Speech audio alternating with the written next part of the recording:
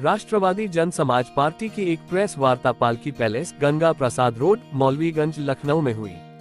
लोकसभा चुनाव 2024 की 5 सदस्यों की चुनाव कमेटी ने लखनऊ शहर लोकसभा सीट के लिए प्रत्याशी घोषित किया।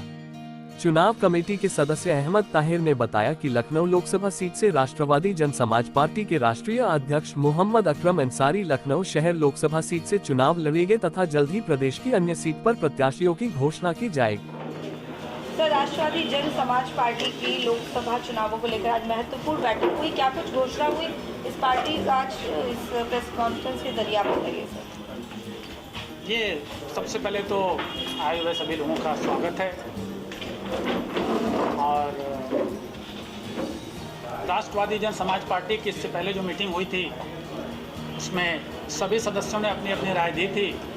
उसमें सर्वसम्मति से एक ही निर्णय हुआ था कि सबसे पहले तो एक चुनाव समिति बनाई जाए और ये राष्ट्रवादी जन समाज पार्टी का जो भी कैंडिडेट इस चुनाव में अपना कैंडिडेचर डिक्लेयर करना चाहता है, सबसे पहले उसकी राय ली जाए और उसके सारे बायोडाटा को चुनाव समिति के सामने रखा जाए। चुनाव समिति उस पर उसका अवलोकन करेगी, उसके बाद उसका परीक्षण करेगी।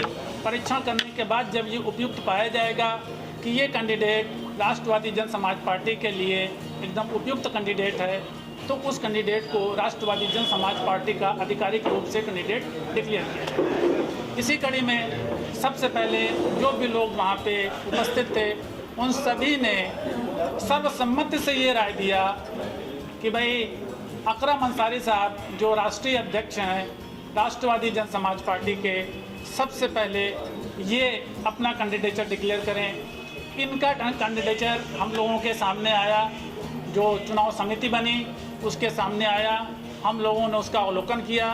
अवलोकन करने के उपरांत उसका परीक्षण किया गया और परीक्षण करने के बाद ये उपयुक्त पाया गया कि राष्ट्रवादी जन समाज पार्टी का एक कैंडिडेट मोहम्मद अकरम अंसारी जो राष्ट्रवादी जन समाज पार्टी के अध्यक्ष की भी भूमिका निभा रहे हैं, उनको लखनऊ की सीट से उनको लोकसभा के लिए एक कैंडिडेट डिक्लेयर किया जाएगा।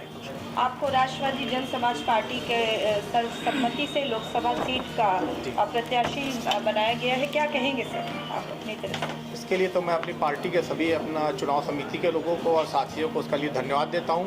और क्योंकि हमको इसलिए मैदान में आना पड़ा और इसलिए सभी ने एक साथ एक सहमति जताई है, चूँकि इस टाइम धर्म की राजनीति बहुत आगे, जिससे संविधान पीछे जा रहा है। हमें संवैधानिक चीज़ों को आगे लाना है, रोज़गार, शिक्षा, सुरक्षा से लोगों को जोड़ना है, उसके लिए काम करना है, एक देश के लिए अच्छा काम करना है और सबसे बड़ी चीज़ जो सरहारा समाज है उसको ऊपर उठाने का काम करना है। इन सब बातों को लेके इस बार लोकसभा चुनाव में हम लोग उतरेंगे।